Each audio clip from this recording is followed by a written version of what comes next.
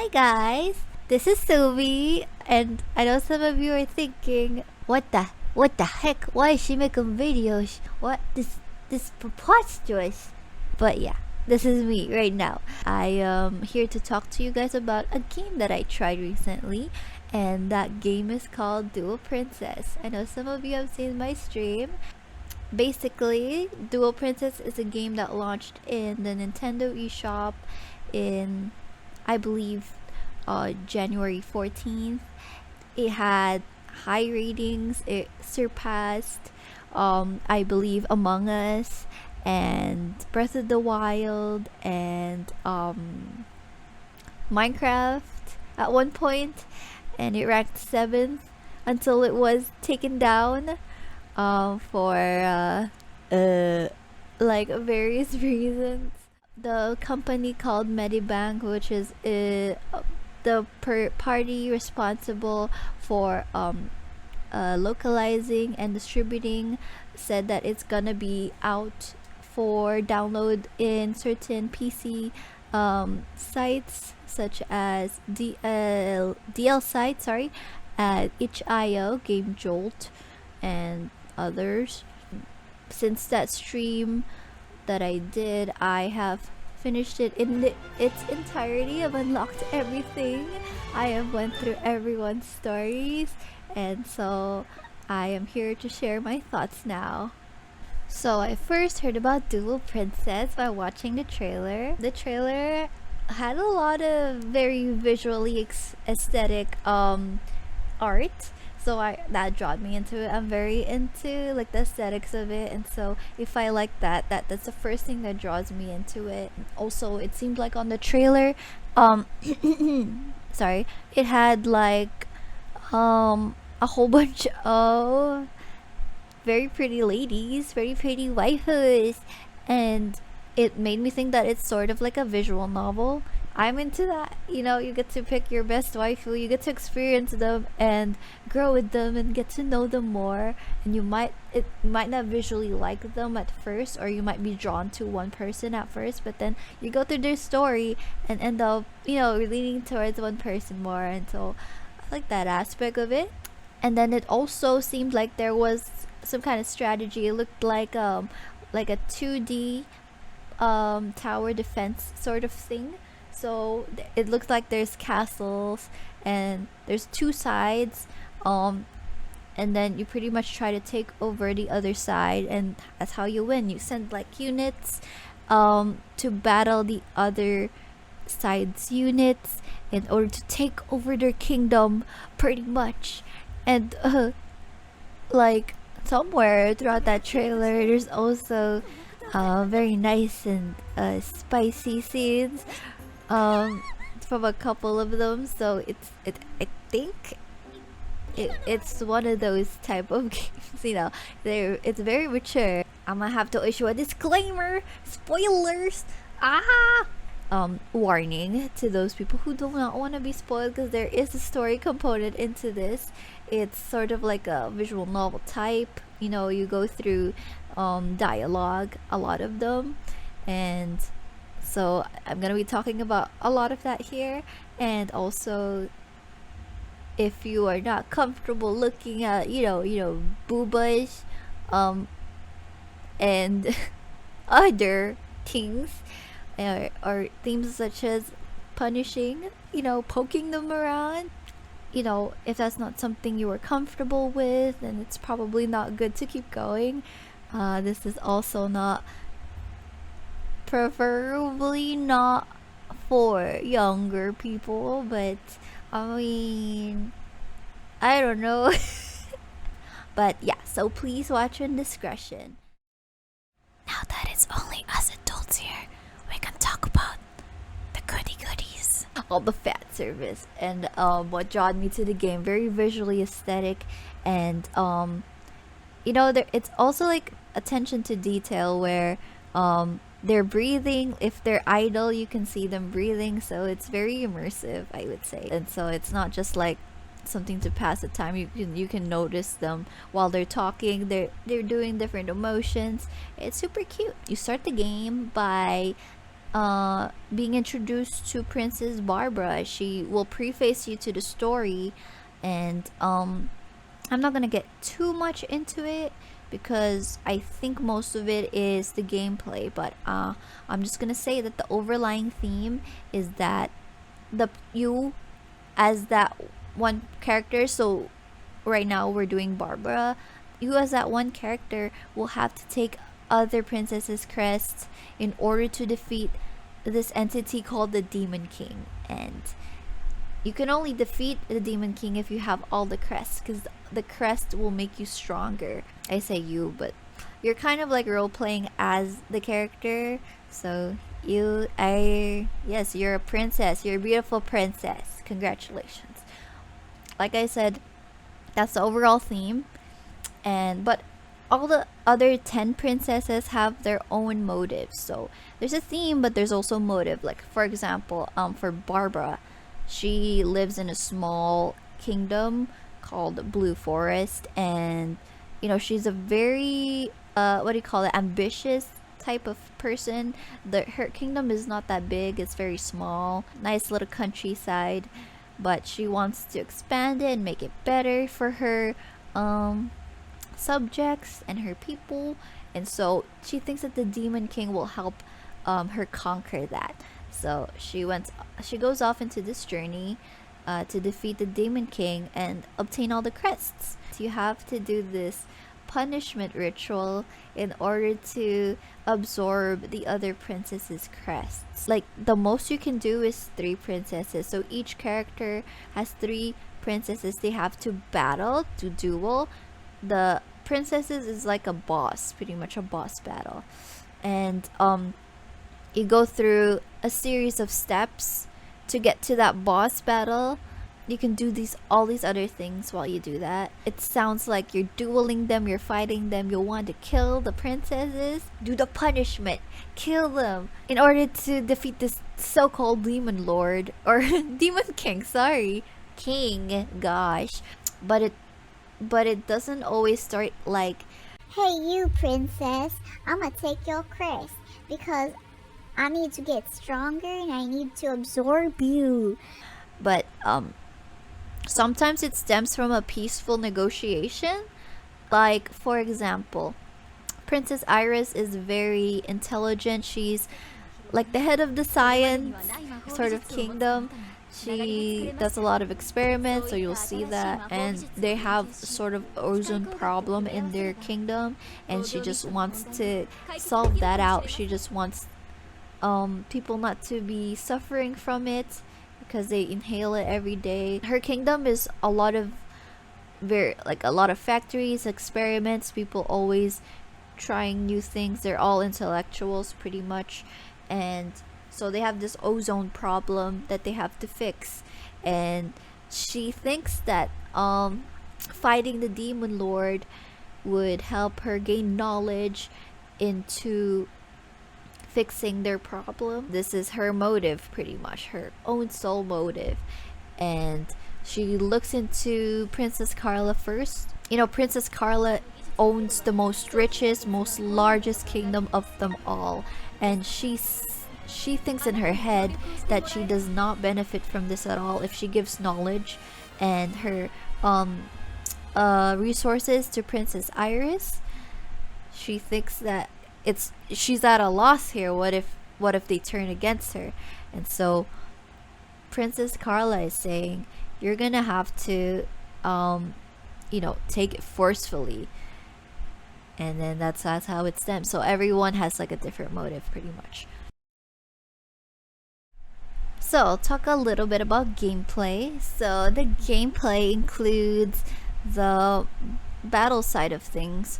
You're gonna have to do a series of steps to get into the boss battle, like I mentioned before. In the beginning with Barbara, since she's like the first princess you control pretty much, she only does like four steps to get to the boss. And the last Princess Xena that I played with, she's the last to be unlocked. You have to do about 12 steps or 10, I don't remember, but there's a couple until you get to fight the last princess until you get to fight the boss, pretty much. And on these series of steps, you can either battle, shop, rest, or do a little side story quest, which I love because they give you a rare card, and the rare cards have unique they have unique powers, kind of. So, but in addition, they also look super cute. And yeah, so the battle side of things, there's an elite battle and just a regular battle. The elite battles also have a chance to drop the rare cards, so I like doing those.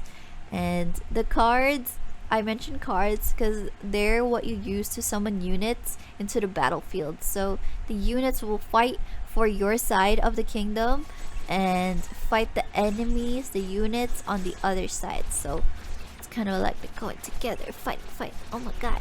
Until you kill or destroy the castle on the other side.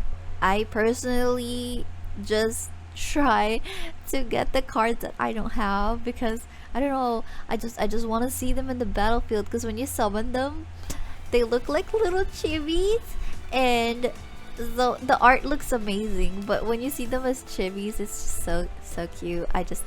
I have to get the ones I don't have just so I can see them in the battlefield. It's very adorable. So the units you dispatch have 3 categories. They're either long ranged, medium ranged, or short ranged. And this will kind of determine weaknesses and strengths. So long ranged beats medium ranged beats short ranged, and short range beats long range. So short ranged is the sword, medium range is the lance looking thing, it's blue, and the long ranged is the bow, the green one. And this comprised a lot of the strategy part, because if you put a lot of units that is weak to the other unit, the one that is on their field, you will actually you will actually die. Oh my god, it's such a casual game, but you can die, nani? Well, yes, you could. If you don't plan it right, you can actually die. MP is another important thing. MP is pretty much the currency that you can that determines when you can use a card. So if your MP is 3, you can only summon cards that are 3 and below, the MP 3 and below. Otherwise they will be blacked out and you can't use them.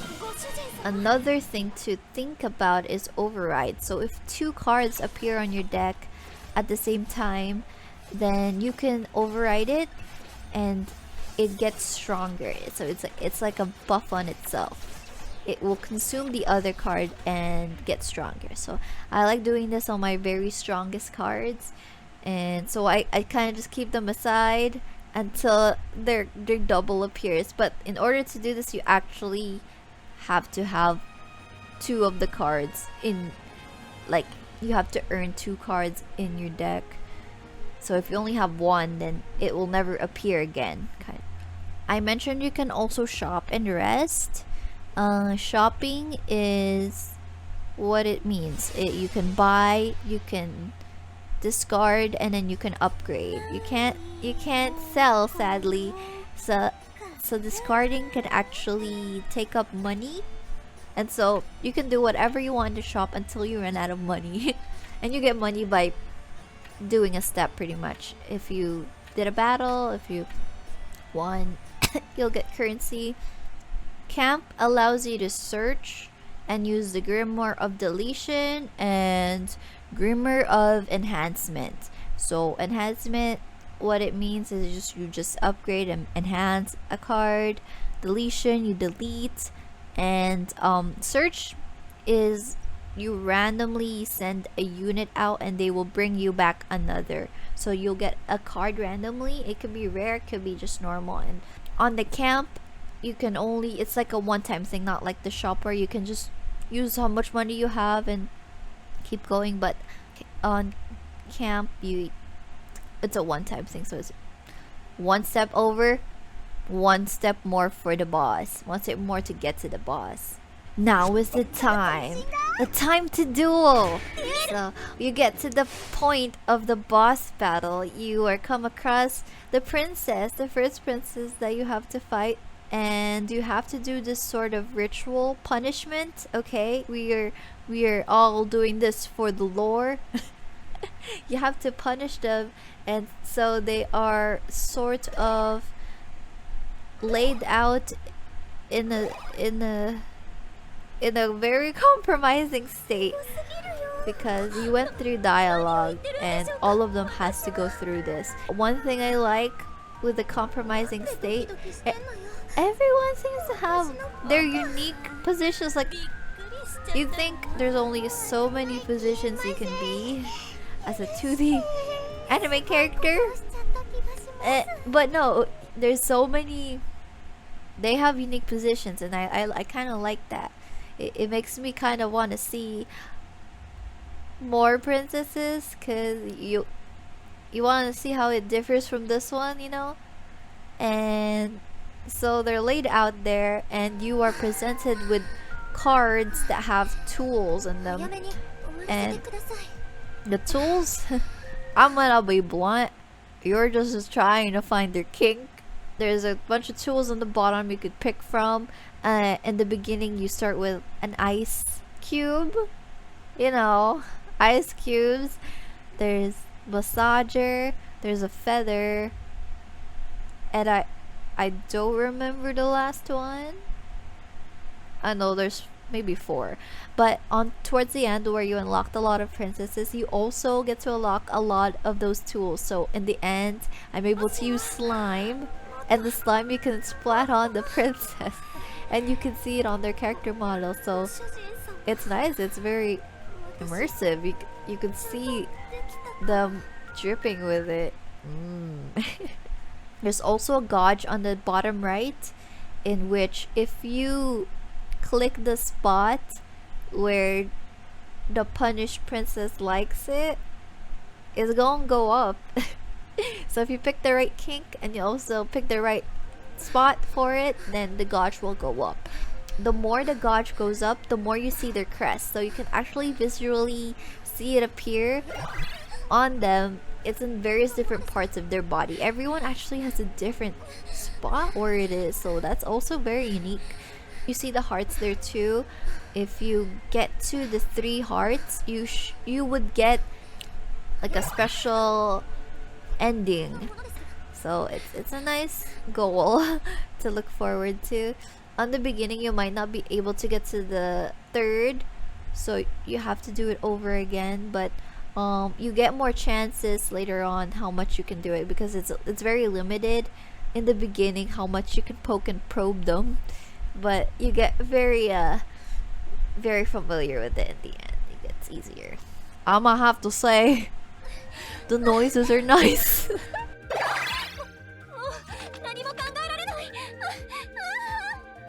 You get to touch them without having to use like a chance. So you can just poke them wherever you want. They'll jiggle. Okay, they'll nicely jiggle for you. You can also unlock voice lines. The more you have the hearts, the more gauge you have. You also unlock different emotions. But basically, you do this 3 times, so you get to experience 3 princesses doing it. And yeah, that's what I'm gonna have to say. You go to 10 of them, and it's all good fun. Alright, now that I talked about gameplay, I'm gonna have to talk about the negatives that I've experienced. So first of all, it's only in Japanese, so if some people are not as good as, or they don't feel comfortable reading a whole bunch of visual novel dialogue, then you're gonna have a hard time with this. I mean, but it's not a negative to me. I'm just saying, for people who are not into reading, I guess you're gonna have to do a lot of that. Another thing I found is the spellings are sometimes lost in translation. Sometimes Princess Carla is referred to as Carla with a K, and other times it's a Carla with a C. So it's the same Carla, but At first, I thought there were two different people. It's just spelling, but same how you would say it. So it's not very hard. Another thing that is negative is that you can only download it from certain platforms. I know it was on Steam for a while, but it was taken down too. I don't know why. Shaking head. But like I said, it's still available in other platforms, just very niche platforms that people might not have accounts for or have tried, or are very comfortable in downloading it there. But it's there. I mean, I got it. Another thing is that it kind of can make people uncomfortable. Like, I was enjoying it until I got to Princess, I forgot her name. She has the biggest boobs. so I was thinking I'd like her. But Princess Hilde, she's very sexual, like blatantly sexual, and she sometimes forces people into it. I mean, that can be a kink for people, but when she was doing it to Princess Frida, I got very protective. And I was like, oh my god, why? This is Eleanor's girl. Why? But I mean, it's all in good fun. She's okay too. Yeah, people might not be comfortable with forcing all that stuff, but it's just a game, yo. It's a game. You can skip anyone pretty much, and you'll be able to still play the ones you like. Another thing is that it might get very repetitive and very casual, so it's not for people who are looking for extreme gameplay. It's very just visually pleasing and a fan servicey for those people who are into that more than the gameplay aspect. Yeah, but I would say they pay attention to a lot of things. So it's nice to see. The last thing I found negative is that, remember in the beginning of this video when I mentioned all this is for the sake of defeating the Demon King, guys. But no, you never defeat the Demon King. You never even see the Demon King. I was hoping for this, big punishment for the Demon King. But no, never. Never happened. They never see what he looks like or any of that. In the end, you just do a dialogue with the last princess, saying how they've achieved their goals, or some of them just went back to what they used to do. And so it was very kind of sad, because it's like hyping up to this moment where you fight the big boy, The biggest of boys. and I was interested into seeing like a guy character, but I mean, it's fine.